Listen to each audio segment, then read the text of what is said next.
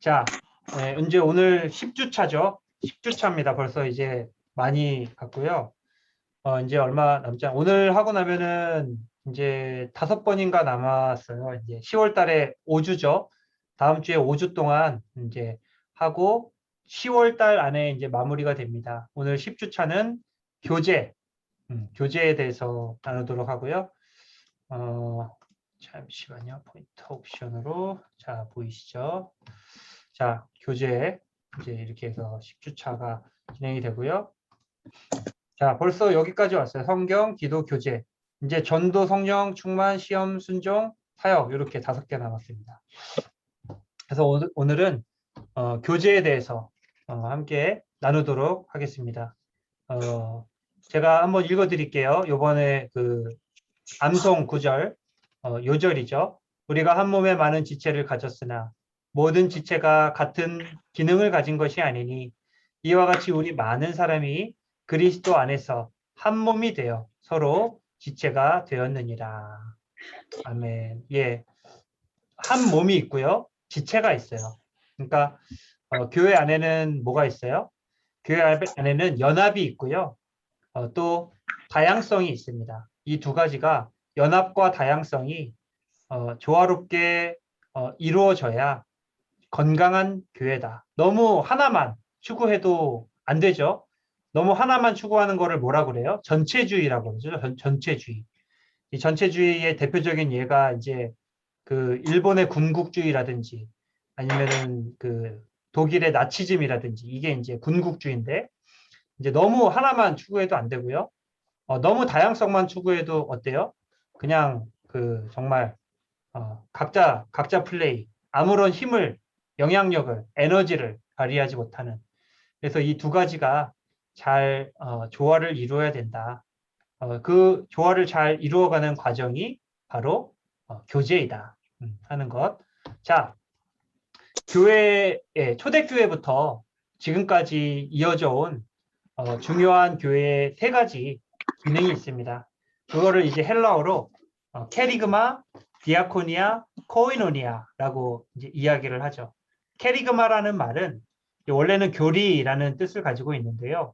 이거는 이제 교회에서 가장 중요한 기능 중에 하나죠. 말씀 선포예요. 말씀 선포. 그래서 하나님의 말씀을 구약 시대에는 선지자들이 이스라엘 백성들에게 대언했던 것처럼 오늘날의 교회, 예수 그리스도의 라는 반석 위에 세워진 오늘날의 교회의 가장 중요한 기능 중 하나는 하나님의 말씀을 사람들에게 대언하는 것이다. 그래서 가장 주된 형태가 설교가 되겠죠. 그래서 캐리그마 가장 중요한 첫 번째 기능. 두 번째는 디아코니아입니다. 물론 교회가 말씀을 선포해야 되지만 그렇다고 해서 우리만 교회 다니는 사람만 그 다음에 또 부유한 사람만 이렇게 생각해서는 안 되겠죠. 그래서 교회 안에서는 서로를 향한 섬김이 있어야 되고 봉사가 있어야 되고 여러 가지 뭐 교회 안에서도 구제 활동이라든지 여러 가지 일들이 있잖아요. 그리고 또 교회에서 식사를 대접하는 일들 이것도 디아코니아예요. 원래 이 디아코니아에 이 디콘이라는 말이 이제 집사라는 뜻인데 디콘이라는 원래 뜻은 뭐냐면요. 식사를 대접하다 이런 뜻이에요. 원래. 그래서 우리 성경에 보면은 뭐 천사들이 예수님께 수종 들더라. 베드로의 장모가 예수님께 수종 들더라. 이런 이야기를 하죠.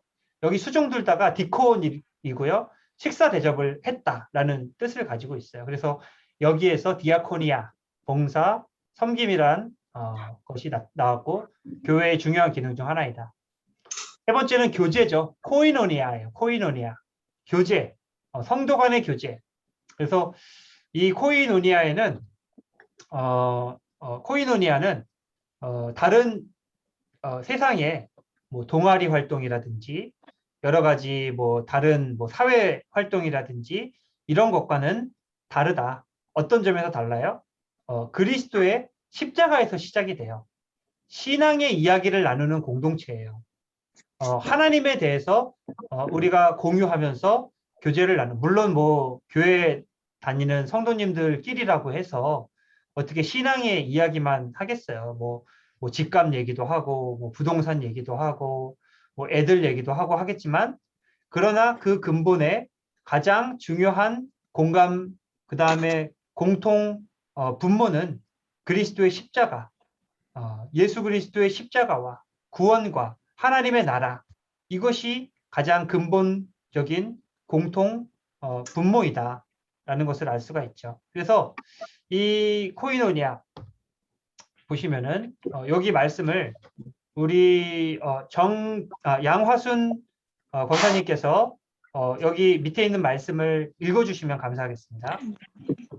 이제는 전에 멀리 있던 너희가 그리스도 예수 안에서 그리스도의 피로 가까워졌느니라. 그는 우리의 화평이신지라. 둘로 하나를 만드사 원수된 것 곧 중간에 막힌 담을 자기 육체로 허시고. 에베소서 2장 13절에서 14절 말씀. 아멘. 감사합니다. 예, 예수 그리스도 안에서, 여기 뭐라 그래요? 그리스도 예수 안에서예요. 그렇죠? 가장 중요한 것은 그리스도 예수 안에서예요. 그리고 그리스도 예수 안에서 어떻게 돼요? 중간에 막힌 담이 허물어져요. 이게 교제예요. 사람은 각자 가지고 있는 본성적인 죄로 말미암아 담을 쌓고 살아가는 존재이다. 그러나 예수 그리스도 안에서 이 담이 허물어지는 역사가 일어나게 되고 그 역사 안에서 참된 교제가 이루어지게 된다라는 것이죠. 그래서 이 교제를 크게 두 가지로 나눌 수가 있습니다. 하나님과의 교제, 그리고 성도와의 교제, 두 가지로 나눠져요. 하나님과의 교제 어떻게 해요? 수직적 교제죠. 그 다음에 성도와의 교제, 뭐예요? 수평적 교제죠.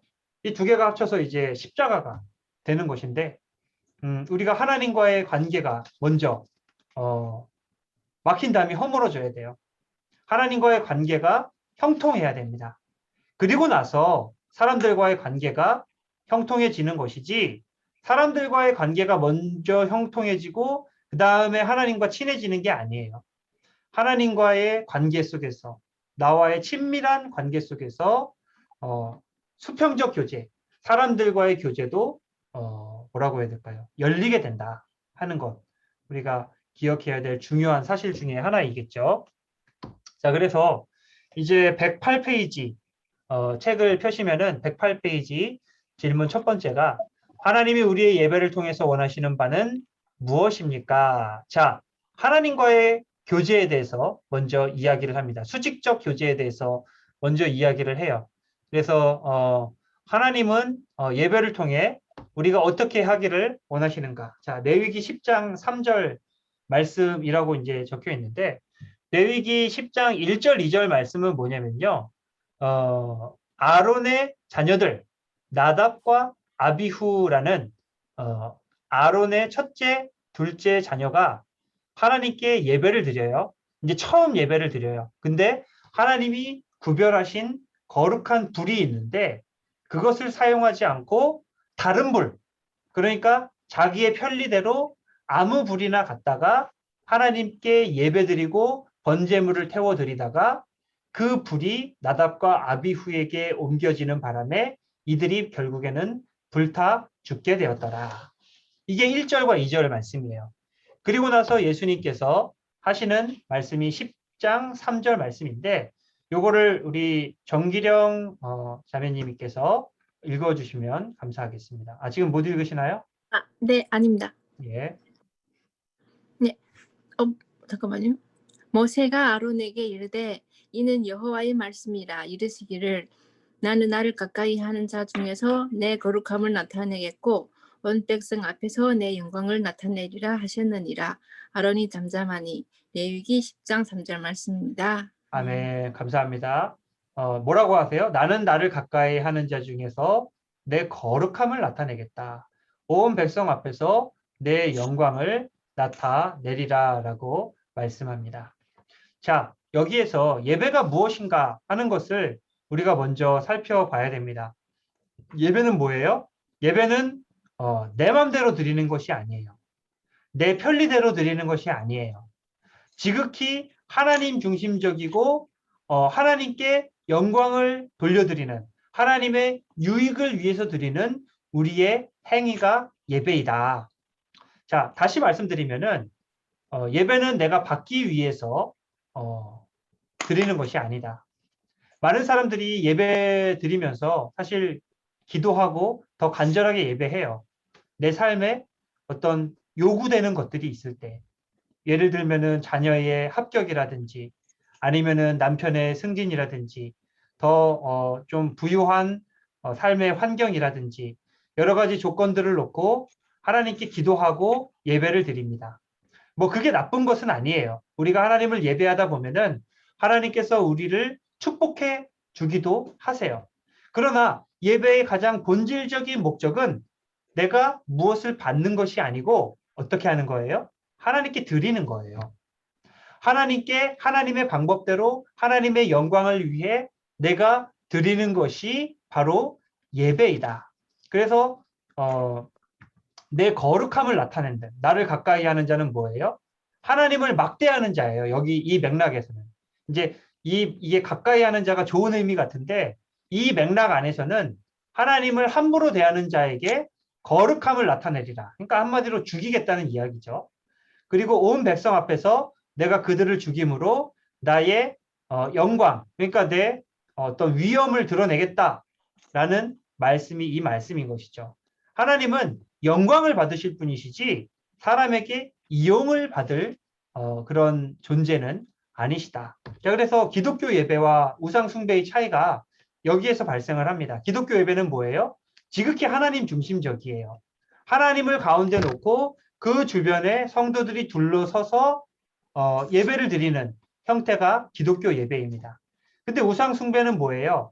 가운데 누가 있어요? 하나님이 없고 내가 있어요. 내가 있고 내 주변에 하나님과 예수님과 천사들과 다른 사람들이 나를 둘러서 있는 형국. 우상이라는 게 뭐예요? 나의 욕심을 채우기 위해서 만들어낸 허상에 불과해요. 내가 더 부자가 되고 싶고, 내가 더 소학을 많이 걷고 싶고, 내가 뭐 다 잘 되고 싶고, 이런 나의 욕심들을 프로젝트해서, 그러니까 투영해서 만들어낸 하나의 가상 존재가 우상이라는 거죠. 그러니까 우상 숭배는 지극히 나중심적인 신앙 행위이다. 근데 이게 뭐 이렇게 앞에 하나님 말고 다른 뭐 형상을 놓고 절하는 것만이 우상 숭배예요? 아니에요. 우리가 예배 드리면서도 내가 중심이 되고 내가 가장 소중한 존재가 된다면 그 자체가 우상 숭배가 될 수 있다라는 거예요. 그러니까 우상 숭배는 집에서도 일어날 수 있고 교회에서도 일어날 수도 있고 직장에서도 일어날 수 있고 어디에서도 일어날 수 있는 것이다. 그러나 우리 믿는 자들, 하나님을 온전히 예배하는 자들, 그 사람들은 어떻게 해요? 하나님이 가장 중심에 계셔서 하나님께 영광을 돌려드리고 하나님께 하나님의 유익을 위해서 드리는 것이 기독교의 예배이다 하는 것을 우리가 기억해야 될 필요가 있겠습니다. 자, 그리고 이제 110페이지 넘어가셔서 참 예배를 하기 위해서 무엇보다도 예배하는 사람들의 자세가 중요하다. 그래서 신령과 진정으로 예배하라는 요한복음의 말씀에 따라 예배하는 사람의 마음 자세는 어떠해야 되겠습니까? 라고 이야기를 해요. 이 말씀을 우리 김정아 집사님께서 요한복음 4장 24절 말씀 읽어주세요. 하나님은 영이시니 예배하는 자가 영과 진리로 예배할지니라. 요한복음 4장 24절 말씀. 아멘. 아멘. 감사합니다. 두 가지 말씀하셨어요. 영과 진리로 예배하라. 예배하는 자의 마땅한 자세와 태도가 있는데요. 첫 번째는 영으로 하나님을 예배하라는 거예요. Worship in spirit. 그러니까 영 안에서 예배하라. 자, 이 영으로 예배하라는 것은 두 가지 뜻이 있어요. 여기서 말하는 영은 성령을 이야기를 해요. 첫 번째는 하나님의 성령 충만한 가운데 예배하라는 거예요. 나의 영이 아니라 하나님이 주시는 성령의 충만함을 받아서 그 성령이 충만할 때에 내가 하나님과 영으로 소통할 수가 있겠죠. 나의 육신적인 영을 가지고서는 하나님과 소통할 수가 없어요. 그러나 하나님이 주시는 성령의 충만함을 받게 될 때에 하나님과의 온전한 호흡과 소통이 있게 된다. 그래서 성령으로 예배하라. 두 번째는 뭐예요? 마음과 정성을 다해서 우리가 혼을 실었다. 뭐 이런 얘기 하잖아요. 내 혼을 갈았다 이런 얘기를 많이 해요. 뭐 너무 힘든 일들을 했을 때 정성을 다한다라는 뜻이거든요. 그러니까 영으로 예배하라. 하나님을 예배할 때에 건성건성 예배하고 예배 드리면서 뭐 다른 거 잠깐 보고 뭐 카톡하고 또 가다 보다가 뭐 이게 아니고 정말 집중해서 하나님이 지금 나를 보고 계시다라는 마음으로 마음과 정성을 다해서 예배하라. 이게 영으로 예배하는 겁니다. 그러니까 이게 먼저 우리 기독교인들의 예배 자세가 되어야 되는 것이죠. 두 번째는 뭐예요? 진리로 예배. worship in truth. 진리 안에서 예배하라. 자, 첫 번째는 진리의 말씀. 여기서 진리는 하나님의 말씀을 이야기를 하는 것이죠.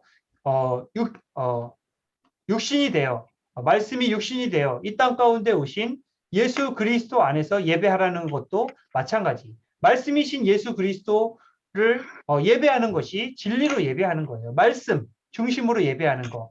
그 다음에 진리라는 것은 진실함. 이 진실함이라는 것은 무슨 말이에요? 위선적이지 않다라는 말이에요. 위선적이라는 말은 무슨 말이에요? 겉과 속이 다르다라는 거예요. 겉으로는 번지르르한데 속으로는 썩어 있다라든지. 정말 보통은 이제 속은 알찬데 겉이 좀 허름한 거는 별로 문제되지 않죠.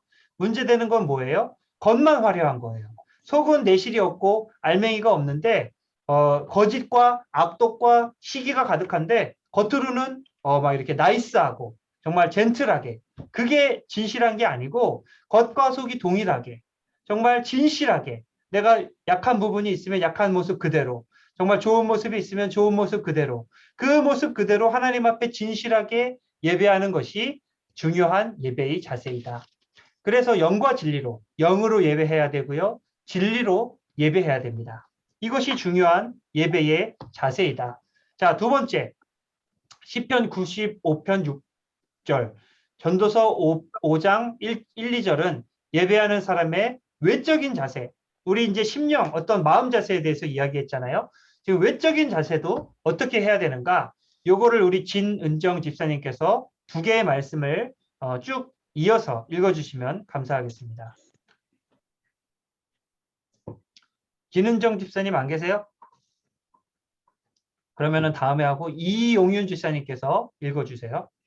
오라 우리가 굽혀 경배하며 우리를 지으신 여호와 앞에 무릎을 꿇자. 너는 하나님의 집에 들어갈 때에 내 발을 삼갈지어다. 가까이하여 말씀을 듣는 것이 우매한 자들이 제물 드리는 것보다 나으니 그들은 악을 행하면서도 깨닫지 못함이니라. 너는 하나님 앞에서 함부로 입을 열지 말며 급한 마음으로 말을 내지 말라. 전도서 5장 1절에서 2절 말씀. 아멘. 감사합니다. 시편과 전도서의 말씀을 통해서 예배자가 갖추어야 될 외적인 자세. 첫 번째 뭐예요? 굽혀 경배하며. 두 번째는 뭐예요? 무릎을 꿇자. 세 번째는 뭐예요? 내 발을 삼갈지어다. 자, 굽혀 경배하고 무릎을 꿇는다라는 말은 무슨 뜻이에요? 하나님에 대한 경외심의 표현이에요. 무릎을 꿇고 굽혀 경배한다는 것은 어떤 상대방에 대해서 내가 당신을 존경하면서도 두려워합니다. 이 경외심에 대한 표현이에요. 그 다음에 내 발을 삼갈지어다. 이건 무슨 말이에요? 이거는 하나님에 대한 순종심의 표현이에요. 내가 하나님께 순종하겠습니다. 내 발을 삼가는 거. 자, 그 다음에 함부로 입을 열지 말며 급한 마음으로 말을 내지 말라. 이게 뭐예요? 자기 절제의 표현이에요. 하나님 앞에서 경거망동하고 행동하는 게 아니라 절제하는 마음으로 하나님 앞에서 예배, 나를 부인하고 나를 통제하고 하나님이 드러나실 수 있도록 나를 가두어 놓는 거죠. 이게 이제 하나님 앞에서의 자기 절제의 표현이다. 그래서 우리가 예배할 때 가져야 될 자세, 하나님을 경외하는 것, 하나님의 말씀에 순종하는 것, 또 절제하는 것, 이러한 자세들을 가지고서 하나님 앞에 예배하며 나아가야 하더라 하는 것이죠. 그래서 이게 중요한 예배의 내적, 외적 자세들이고요.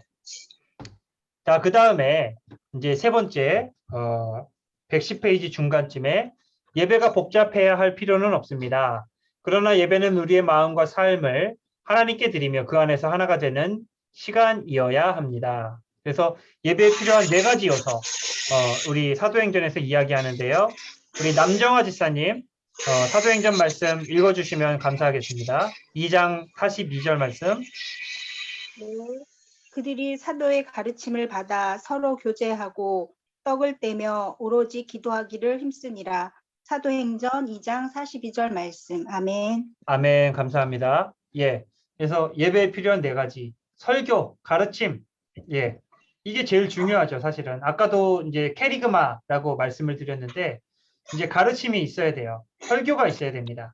그 다음에는 교제, 코이노니아라고 말씀을 드렸어요. 코이노니아가 있어야 되고, 성찬도 코이노니아 중에 하나예요. 코이노니아 같이 떡을 떼며 나누는 거. 이게 이제 성찬이죠. 그래서 성도 간의 교제. 성찬은 성도 간의 교제이기도 하지만 나를 위해서 십자가에 달려 죽으신 예수 그리스도를 기리는 예식이기 때문에 이것은 수직적인 교제도 됩니다. 그래서 이렇게 교제, 또 성찬, 그 다음에 기도, 기도가 예배에 필요한 너무나도 중요한 요소이다. 사실 예배에 필요한 게 어떻게 요 4가지만 되겠습니까? 많은 아마도 이 사도행전 말씀에 맞추어서 생각하다 보니까 이랬던 것 같고요. 뭐 여러 가지 뭐 다 중요한 뭐 여기 뭐 찬양도 있을 것이고요. 아마 이제 요 4번 질문이 이제 찬양에 이제 해당하는데 그 외에도 여러 가지가 있다는 것을 기억하시면 좋겠습니다. 요거만 이제 다가 아니라는 거. 그래서 이제 이 외에 예배에 포함되어야 할 것들 한번 생각해 보면은 이제 뭐 여러 가지 말씀들을 쭉 놨는데요. 이렇게 여러 가지가 있죠. 감사의 예물, 우리가 예물을 하나님께 드리는 거, 정성이에요. 이건 하나님께 드리는, 하나님이 돈이 필요한 분이 아니시죠. 우리가 뭐 10만 원, 정말 나한테는 큰 금액인데 내가 그거 하나님께 드렸다고 해서 하나님이 뭐 그거 뭐 아유 내가 고맙다 잘 쓸게 뭐 이러시는 거 전혀 아니잖아요. 그러나 그것은 정성이다. 하나님께 드리는 정성이고 우리의 마음이다. 내가 얼마나 하나님을 귀하게 여기는지, 내가 이 재물을 하나님께 드릴 만큼 하나님을 존귀하게 생각합니다 하는 그 마음으로 드리는 것이 예물입니다. 그래서 예물을 들고 들어가라 하는 것. 그 다음에 찬양이 있어요. 찬양. 감사하는 마음으로 감사하는 마음으로 하나님을 찬양하라. 우리 찬양은 뭐예요? 찬양은 이렇게 정의를 하시면 돼요. 찬양은 곡조가 입혀진 기도이다라고 이야기를 하시면 됩니다. 그래서 사실은 우리가 찬양을 부를 때 중요한 거는요. 가사예요, 가사. 예, 나경신 지사님 어서 오십시오. 안녕하세요. 반갑습니다. 예, 그래서 찬양에서는 사실은 중요한 게 음이 아니에요, 우리가 보통 음에 많이 취하잖아요. 이거 정말 노래 너무 좋아. 찬양이 너무 좋아. 라고 할 때 가사보다는 이 음에 더 집중하는 경우가 많은데 찬양은 곡조가 덧입혀진 기도이기 때문에 가사가 더 중요합니다. 그 안에 담겨진 내용과 여러 가지 의미들이 더 중요합니다. 그래서 찬양할 때에는 그 의미들을 생각을 해야 한다. 박수와 악기, 뭐 이거는 이제 진짜 정말 주변적인 것들이죠. 물론 있으면 예배를 더 풍성하게 해주는 것들인데 그래서 여기서도 이제 이 외에라고 이야기를 하잖아요. 이렇게 여러 가지 하나님께 뭐 예물이 없다고 해서 하나님께 예배할 수 없는 거 아니죠. 정말 하나님께 정말 드라크마 드렸던 이 과부 하나님이 그러나 그 예물의 크기를 보지 않으시고 그 마음의 정성을 보시고 그래서 그 예배를 기도를 받으셨던 것을 보면 이 예물이라든지 찬양이라든지 박수와 악기에 대해서 어떻게 정의할 수 있겠는가 하는 것을 우리가 알 수 있으리라 생각합니다. 그 다음에 찬양에 대해서 이야기를 해요. 이제 찬양이 나오는데 이제 찬양은 좀 전에도 말씀드렸다시피 굉장히 중요한 역할을 합니다. 우리 찬양의 역사가 나타났던 사건이 있는데 혹시 제가 어떤 이야기 하려고 하는지 아시는 분 계시나요? 제 머릿속을 들여다보고 계신 분 계신가요? 예. 예. 수레굽 후에 예. 거기서 찬양 그 누구지? 모세의 누나가 미리암의 노래. 네. 미리암의 노래는 예, 예. 이제 그거는 그렇죠. 그것도 노래죠. 하나님의 구원하심에 대한 감사의 찬양이 미리암의 노래예요. 자, 중요한 부분을 말씀해 주셨습니다. 그러나 제 머릿속에 있었던 이야기는 아니고요. 감사하고 제가 드리고자 했던 이야기는 사도행전에 나오는 사도 바울과 바나바인가요? 신라. 예, 예. 신라. 신라죠, 신라. 신라. 거기가 빌립보였죠, 빌립보인가요? 예, 빌립보에서 이제 귀신 들린 여종을 쫓아내죠. 네. 귀신을 쫓아내줍니다. 그랬더니 우리의 수익의 소망이 끊어졌다고 이제 바울과 신라를 고발을 해서 그들이 옥에 갇혀요. 억울하죠. 좋은 일하고 이제 해를 당한 거니까. 그러나 그 찬송, 그 옥중에서 그들은 하나님을 원망하거나 누군가를 욕하거나 하지 않고 조용히 하나님을 찬양합니다. 곡조가 덧입혀진 기도를 하나님께 올려드립니다. 그래서 찬양을 하나님께 올려드릴 때에 그 찬양을 들으시고 어떻게 해요? 하나님이 역사하시죠. 옥중에 모든 문이 지진으로 인해서 흔들리고 뒤집혀져서 문들이 다 열리고 죄수들이 다 도망할 수 있는, 얼마든지 나갈 수 있는 그런 놀라운 자연 현상이 하나님의 능력을 통해서 나타나게 되었다라는 것이죠. 그러나 그럼에도 그 찬양의 능력으로 말미암은 놀라운 기적을 함부로 사용하지 않고 오히려 간수의 집을 구원하는 놀라운 일들이 있었다. 이게 뭐예요? 찬양의 능력이에요. 찬양할 때에 하늘의 문이 열립니다. 우리가 찬양을 할 때에 하나님의 능력이 나타납니다.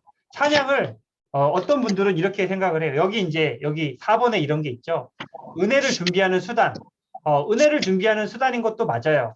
어떨 때 우리가 이제 그 대예배 드리기 전에도 찬양을 하고 수요 기도회 때도 먼저 찬양을 하고 뭐 우리 교회는 안 그렇지만 금요 기도회 때는 찬양이 굉장히 길어요, 원래는. 그래서 보통 앞에 이렇게 시작하는 게 우리의 마음을 먼저 뜨겁게 하고 마음 문을 열어서 하나님의 말씀을 듣고 예배하기에 적합한 마음밭이 되도록 하기 위해서 찬양을 하는 측면이 분명히 있어요. 그렇기 때문에 은혜를 준비하는 수단인 것은 분명합니다.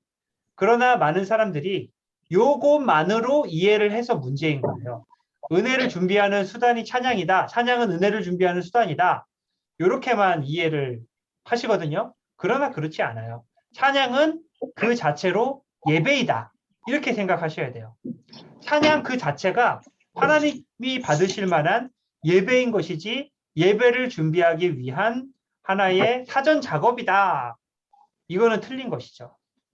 그래서 찬양은 굉장히 중요한 예배의 일원이다. 일부분이다. 그래서 뭐 이렇게 여러 가지 뭐 성령 충만함, 연합, 뭐 하늘나라 미리 맛봄 다 중요한데 어쨌든 찬양은 중요한 예배의 한 부분이다라는 것을 아시면 좋을 것 같습니다. 자, 그리고 나서 이제 성도 간 교제가 나오죠. 이제 예배를 통한 교제, 이제 수직적 교제가 끝났고 112페이지 보시면은 수평적 교제, 성도 간의 교제가 있어요. 자, 성도 간의 교제에 있어서 중요한 것 5가지를 함께 살펴보도록 하겠습니다. 자, 성도 간 교제. 첫 번째는 뭐예요? 지체 의식이 있어야 합니다. 자, 지체 의식을 가져야 한다라고 이야기를 해요.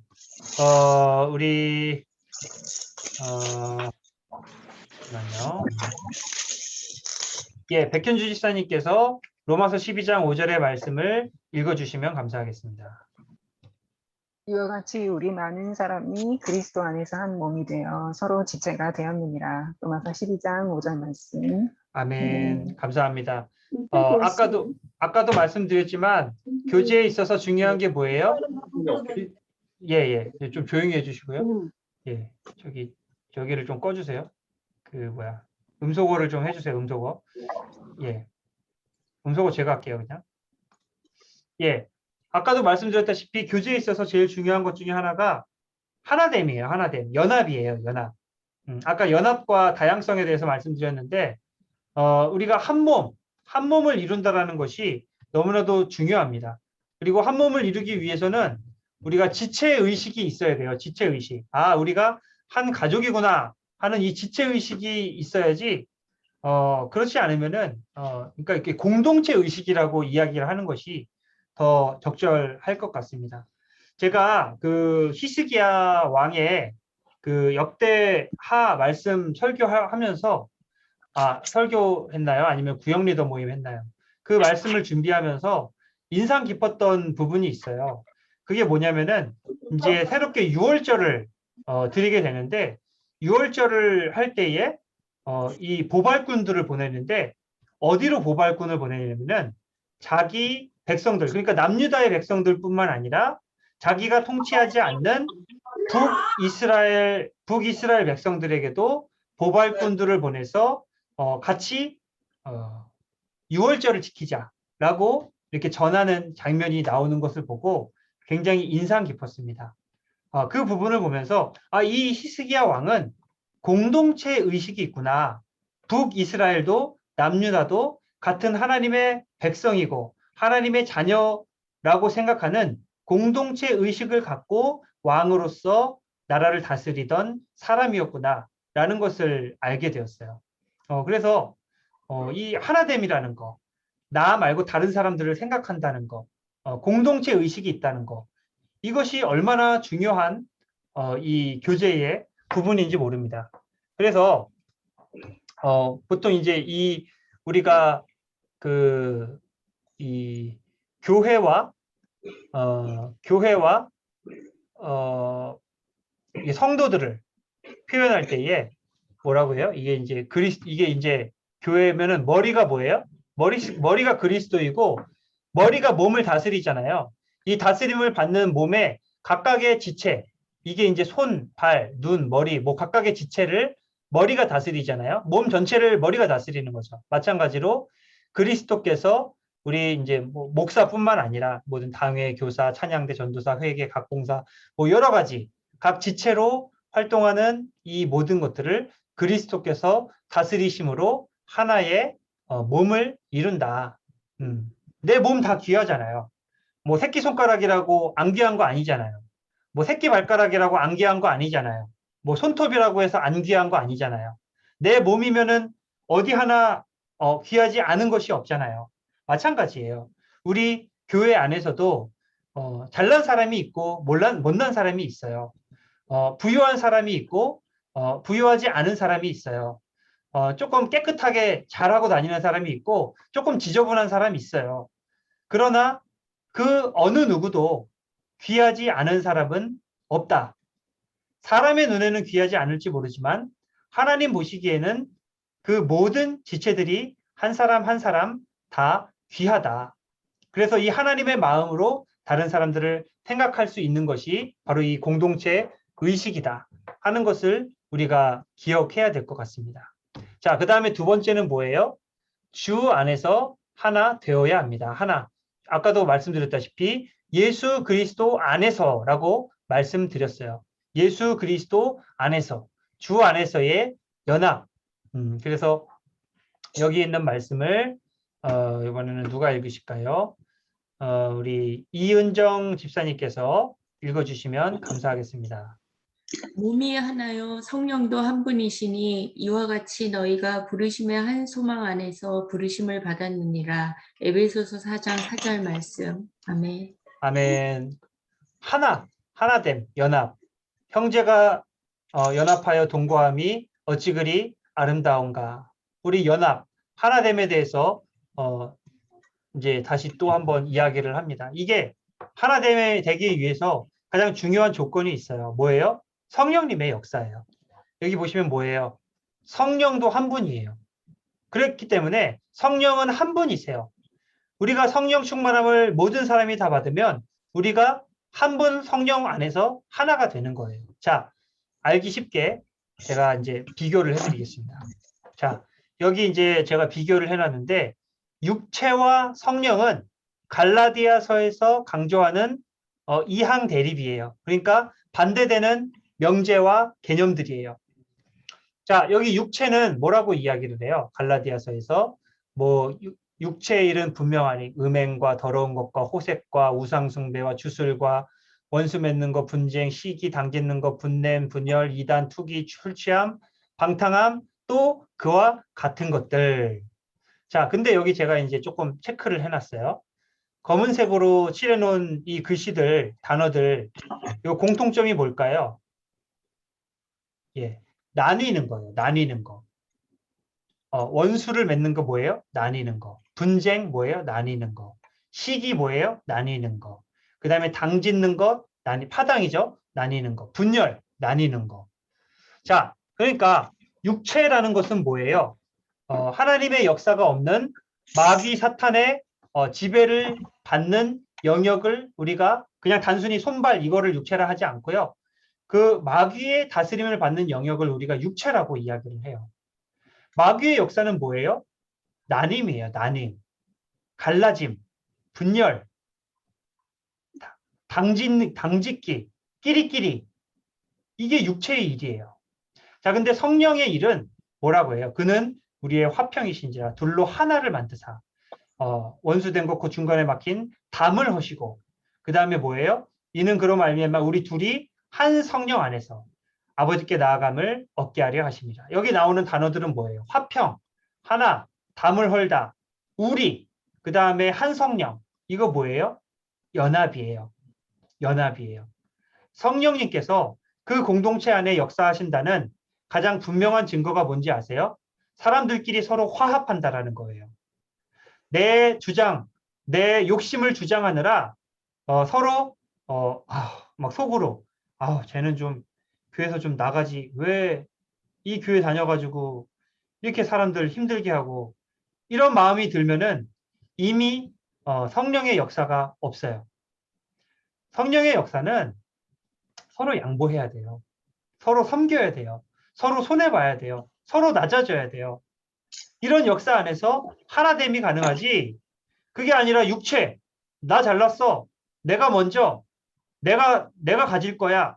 이런 나 중심, 이기주의 중심의 이런 생각과 행동들 속에서 나님밖에 있을 수 없다라는 거예요. 연합될 수가 없다라는 거예요. 그래서 육체와 성령은 아주 대조되는 성향을 갖고 있고 그 결과 또한 굉장히 뭐라고 해야 될까요? 이렇게 대비되는 그러한 결과.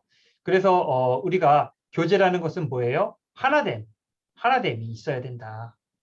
특별히 어디 안에서? 성령 안에서 그래서 우리가 그냥 뭐 멋있으려고 나중에 뭐 좀 사람들 앞에서 방언으로 좀 기도 좀 해보려고 성령 받는 게 아니에요.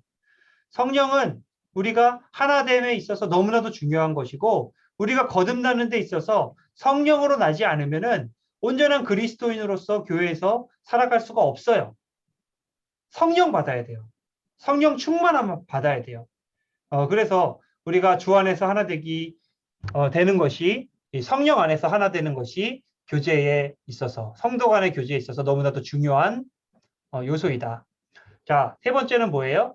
아까 말씀드렸죠. 각 사람의 다양성을 이해해야 합니다. 그래서 여기 말씀이 있는데 이 말씀을 우리 임미성 집사님께서 짧은 말씀이지만 읽어주세요. 우리 각 사람에게 그리스도의 선물의 분량대로 은혜를 주셨나니. 에베소서 4장 7절 말씀. 아멘. 예, 감사합니다. 아멘. 뭘 주셨다고요? 선물의 분량을 주셨다. 분량대로 주셨다. 이게 무슨 말이에요? 선물의 분량.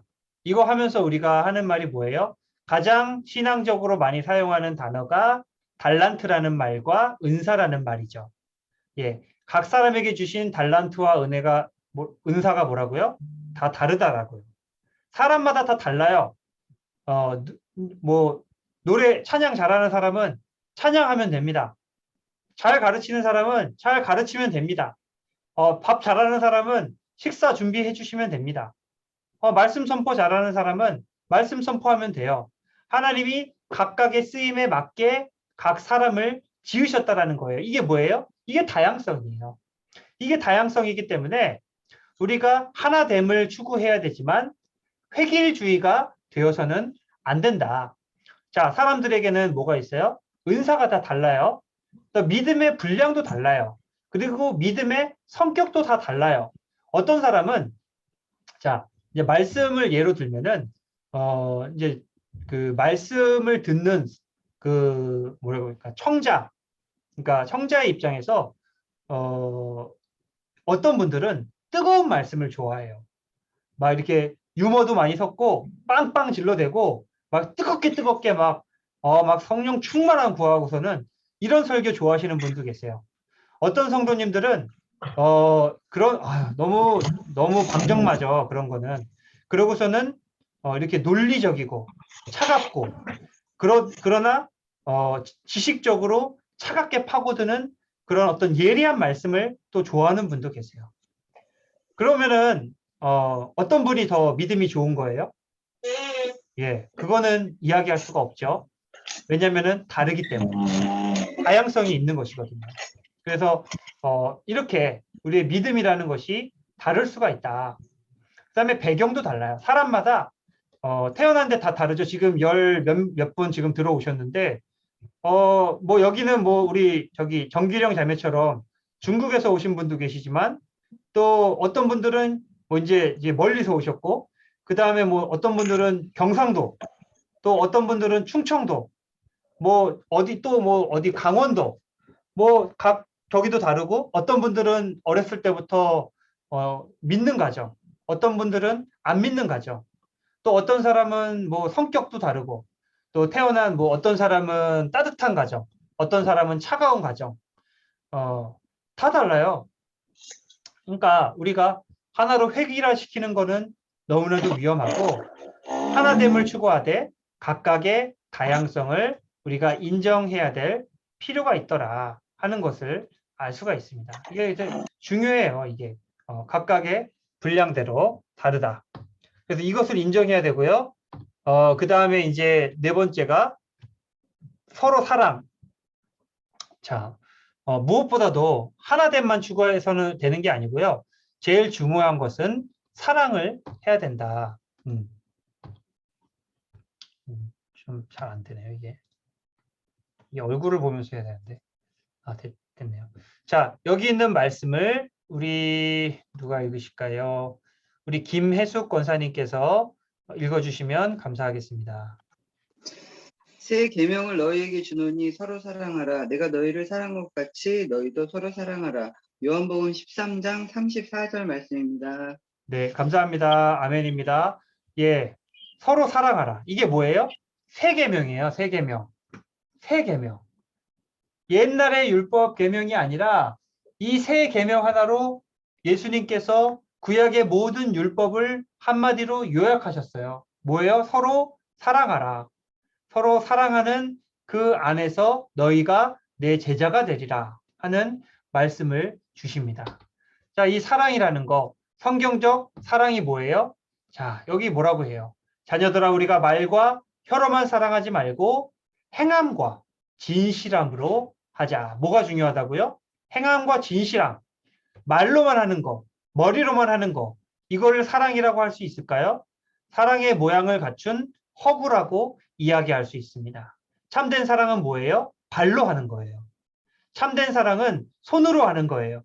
참된 사랑은 주머니가 하는 거예요. 내 돈이 하는 거예요. 내 행동이 하는 거예요. 내 물질이 하는 거예요.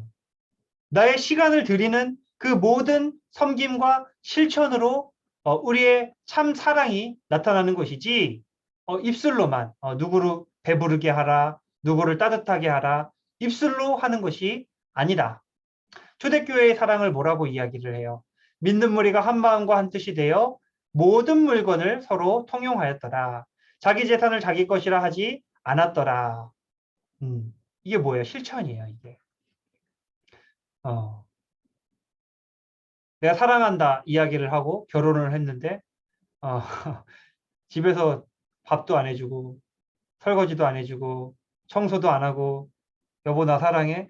사랑하지. 가서 밥 좀 해와. 그러면은 뭐 무슨 생각이 들어요? 이제 진짜 이 인간이 날 사랑하나? 왜냐면은 실천이 없거든요. 행동이 있어야 되는데 행동이 없으면은 그 사랑의 진위를 분별하기가 어렵다. 예, 뜨끔하신 분이 없으시길 바랍니다. 여기 남자분이 많이 안 계셔서 다행인데 아무튼 그렇습니다. 그 사랑이 있어야 된다. 그 다음에 마지막 서로 덕을 세워야 한다. 그래서 이건 제가 읽을게요. 피차 권면하고 서로 덕을 세우기를 너희가 하는 것 같이 알아. 그러니까 이건 뭐예요? 성도 간에 해줄 수 있는 선의, 이걸 덕이라고 해요. 그래서 상호 권면해야 돼요. 그러니까 상호 우리 같이 예배 드립시다. 우리 같이 기도하십시다. 우리 같이 같이 섬기십시다. 이런 식으로 서로 권면하는 권면이 있어야 된다. 그 다음에 상호 훈계가 있어야 돼요. 잘못된 것에 대해서 이야기해 줄 수가 있어야 돼요. 근데 이제 이게 굉장히 조심스럽죠. 누군가를 훈계한다는 게 사실은 나이 어린 사람이 나이 많은 사람에게 훈계를 들어도 기분이 썩 좋지가 않아요. 그렇죠. 저희 아기가 지금 이제 18개월 됐는데 제가 뭐라 그러면은 에이! 이러고서는 절로 가요. 18개월짜리가. 약간 충격, 요즘에 완전 충격을 좀 많이 받았는데 18개월짜리 아기도 제가 그래도 이제 나름 지금 40 몇 년 살았잖아요. 말을 안 들어요. 그냥 뭐라고 그러면은 에 하고서는 절로 가버려요. 안기지도 않아요. 근데 이제 뭐 몇 살 차이 난다고 훈계하면은 얼마나 기분이 또 나쁘겠어요. 이게 참 조심스럽지만 그러나 사람은 이 사람이 정말 나를 위해서 이런 점들을 이렇게 지적해 주었구나. 아니면은 나를 욕보이기 위해서 나를 훈계했구나 하는 것을 다 구별할 줄 압니다. 그 당시에는 기분 나쁠 수도 있어요. 그러나 이 사람이 정말 잘 되게 하기 위해서는 그 사람 사랑하는 마음으로 훈계할 수 있어야 돼요. 그래서 이게 필요하고 상호 위로, 서로 위로해주고 어려움 당할 때 찾아가서 기도해주고 또 부족한 사람들에게는 뭐 좀 5만 원이라도 넣어가지고 좀 도와주기도 하고 그 다음에 격려, 어려움 당했을 때에 옆에서 가서 격려해주고 위로, 격려 둘 다 같은 말이죠. 이런 식으로 우리가 상대방에 대해서 선의를 베푸는 이러한 여러 가지 일들을 덕을 세운다라고 이야기를 합니다. 그래서 이런 것들이 우리 교제에 있어서 참으로 중요한 부분들이다. 그래서 우리 마지막 결론이 뭐예요? 여기 있는 말씀을 우리 최선주 집사님, 우리 얼굴이 안 보이시는데 예, 최선주 집사님 여기 좀 읽어주시면 감사하겠습니다. 내가 비옵는 것은 이 사람들만 위함이 아니요 또 그들의 말로 말미암아 나를 믿는 사람들도 위함이니 아버지여 아버지께서 내 안에 내가 아버지 안에 있는 것 같이 그들도 다 하나가 되어 우리 안에 있게 하사 세상으로 아버지께서 나를 보내신 것을 믿게 하옵소서. 요한복음 17장 20절에서 21절 말씀. 아멘.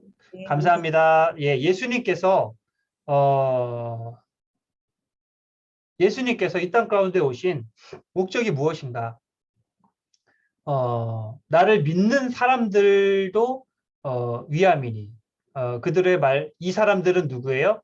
예수님의 제자들을 이야기를 하고 예수님의 제자들만을 위해서 기도한 것이 아니라 나를 믿는 사람들, 하나님의 자녀가 되는 모든 사람들을 위해서 기도하는데 어떻게 기도해요? 그들이 다 하나가 되어 우리 안에 있게 하는 것, 그리고 믿음 안에 머물게 하는 것. 이것을 예수님이 원하셨다. 그래서 우리가 예수님이 원하시는 이 귀한 교제라는 이 부분을 깊이 좀 묵상했으면 좋겠고요. 그래서 이 교제라는 거, 우리 안에서 지금 코로나 시기로 인해서 사실은 교제가 막히고 서로 지금 뭐 이렇게 온라인으로 얼굴을 보고 교제가 많이 막혔으나 이런 상황들이 해결될 수 있도록 기도하면서 내가 교제의 자리로 나아갈 길을 노력하는 그런 우리의 노력들이 필요할 때인 줄로 믿습니다. 그래서 이 교제가 우리 안에 활성화될 수 있기를 바라고요. 네, 그래서 오늘 강의는 여기까지 하고 마치도록 하겠고요. 혹시 오늘 말씀 보시면서 궁금하거나 또 뭐 하신 거 있으면은 질문하셔도 좋겠습니다. 예, 제가 질문 하나 네. 드리겠습니다. 예. 우리 제가 이제 목사님 말씀하시는 걸 들으면서도 굉장히 많이 좀 생각이 되어지는 부분이 있었는데요. 특히 이제 우리가 주 안에서 하나가 되어야 한다라는 말씀이 있고, 그러면서 또 각 사람의 다양성을 이해해야 한다라는 그런 또 부분이 있잖아요. 지금 여기 교재에도 그렇지만은, 예, 교회에서 뭐 일반 사회에서도 마찬가지고 어느 조직 사람들이 모여져 있는 곳에서는 항상 그런 문제들이 좀 발생을 하는 것 같은데, 이제 하나가 되는 것을 강조하다 보면은 그것은 이제 주로 이제 구심력이 많이 작용을 하는 거겠죠. 그리고 이제 각자의 개별적인 어떤 다양성을 인정하는 것은 좀 원심력이 작용하는 부분일 것 같아서, 실제로 이 두 가지가 같이 이루어지면 좋은데 이 두 가지가 참 같이 조화롭게 잘 이루어지는 경우를 저는 그렇게 많이 못 본 것 같아요, 살아오면서.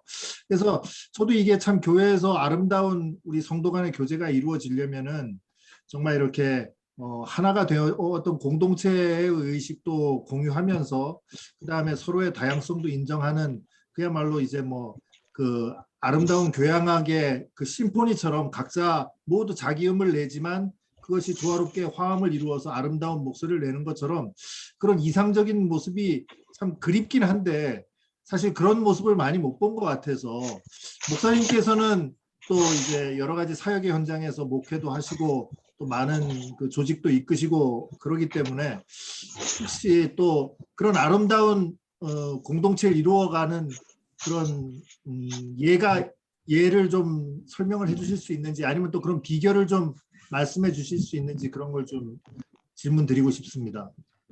예, 뭐 제가 담임 목사를 해본 적이 없어서요. 뭐 이렇게 교회 전반에 대해서 다 말씀을 드릴 수는 없지만, 이것은 그러니까 있고 없고의 문제는 아니고요. 전반적인 경향의 문제입니다. 사실은 대체적으로 구심력을 갖추면서도 원심력이 있는, 그러니까 이제 조화를 이루는 교회들이 있고, 대체적으로 좀 정도가 약한, 그러니까 정도의 차이인 거지, 어떤 교회는 두 개가 완벽하게 조화를 이루고 어떤 교회는 완벽하게 조화를 안 이루고, 이런 경우는 없어요. 사실은 제가 느꼈던, 사역의 현장에서 느꼈던 이 부조화의 어떤 원인은 사실은 그 욕심에 있거든요. 그러니까 무슨 말이냐면은 자기가 잘하는 걸 하면 되거든요. 자기가 잘하는 걸로 섬기면 되고, 부족한 부분은 서로 협력을 하든지 뭐 어쨌든 그런 식으로 이제 정확한 경계를 알고 하면 되는데, 경계를 이제 넘는 경우가 있다라는 거죠. 이제 뭐 내가 별로 찬양도 못 부르는데 자꾸 찬양을 하려고 한다든지, 아니면 자기에 맞지 않는 옷인데 그 옷을 자꾸 입으려고 한다든지, 아니면은 이런 경우도 있죠. 물론 오랜 시간 이렇게 뭐 가르치거나 교사를 하거나 뭐 여러 가지 이렇게 이제 좋은 부분이지만, 너무 오래돼서 하나의 그게 기득권화 된다든지, 이런 식으로 인간의 욕심이 사실은 이 그 다양성과 하나됨의 이 조화를 방해하는 것들을 많이 느꼈어요, 저는. 이제 뭐 우리 교회는 사실은 큰 교회, 그래도 큰 축에 속하는 교회이기 때문에 인재가 부족하지는 않은 것 같아요, 제가 볼 때는. 근데 인재가 부족한 경우에는 오히려 문제는 안 생겨요. 힘이 들 뿐이지 문제가 생기지는 않는데, 이제 큰 교회들 같은 경우에는 이제 일종의 알력 다툼이 이제 생기게 되는 거죠. 어떤 사역의 현장에서도. 그러니까 이제 그런 어떤 욕심들을 내려놓는 것이 중요한데, 그 욕심을 내려놓게 하는 가장 중요한 방법은 절대적이진 않아요. 어쨌든 성령 충만함을 받아야 된다. 담임 목사님의 설교와 또 어쨌든 그 담임 목사님, 그 다음에 부목사님, 이런 모든 그 말씀을 전하는 분들을 통로로 해서 하나님의 은혜와 말씀이 전해져야 되고, 그래서 그 말씀이 충분히 공급이 되고 성령 충만함을 받은 상태에서 서로의 욕심과 이권들을 내려놓아야 되고, 각자의 분량에 맞게 각자의 자리에서 일을 하게 될 때에 정말 조화롭게 하나됨과 다양성이 추구가 될 수가 있는데, 사실은 그게 이제 안 되는 경우가 상당히 많죠. 우리 안민영 기사님 말씀하신 대로 안 되는 경우가 많습니다. 근데 이것도 또 뭐가 된다 안 된다 딱 말씀드릴 수 있는 건 아니고, 대체적으로 잘 된다, 대체적으로 안 된다, 이렇게 이제 분류를 할 수가 있는 거예요. 그래서 뭐 이렇게 보다 보면은 또 이제 신앙의 연차가 거듭될수록 아쉬운 점들이 많이 보이실 겁니다. 사실은 처음에는 그냥 이 사람도 처음 사귈 때는 어때요? 눈에 콩깍지가 끼죠. 다 좋아요. 그 사람이 그냥 재채기만 해도 웃겨, 막 재밌어가지고. 근데 이제 시간 지나면 어때요? 이제 그 사람의 이제 약점이 보이기 시작하죠. 아, 저 왜 내 앞에서 왜 방구를 끼고 난리야? 막 이제 약점들이 막 보이기 시작을 해요. 교회도 마찬가지거든요. 교회 처음에는 이제 감격과 은혜와 충만하다가 시간이 지나면서 이제 교회 안에 나타나는 여러 가지 약점들, 또 성도들의 그냥 비기 싫은 모습들, 왜 저거는 저래야 되나 하는 의구심들, 이런 게 많이 들어요. 근데 이제 어쨌든 저도 이제 그런 회의가 많이 들 때가 있었는데, 제가 내린 결론은 교회는 담임 목사나 당회나 누구의 교회가 아니고 그리스도의 교회다. 여기를 책임지는 분은 하나님이시다 하는 그 믿음을 가지고 제 역할만, 저에게 맡겨진 분량만 최선을 다하기로 결심한 적이 있습니다. 그래서 뭐 여러 가지 회의도 드실 수 있고 그냥 궁금증도 드실 수 있는데, 그러니까 결론은 뭐냐면요. 나만 잘하면 돼요. 나만. 네, 이게 정답이에요. 나만 잘하면 돼요. 나만. 남 신경 쓸 거 없고 나만 잘하면 됩니다. 그래서 그런 부분들 그런 뭐 그냥 이거는 저희 목회적 그냥 견해고요. 꼭 이게 새겨 들으실 필요는 없습니다. 이거를 녹화를 하지 말았어야 되는데 너무 적나라한 얘기를 해가지고.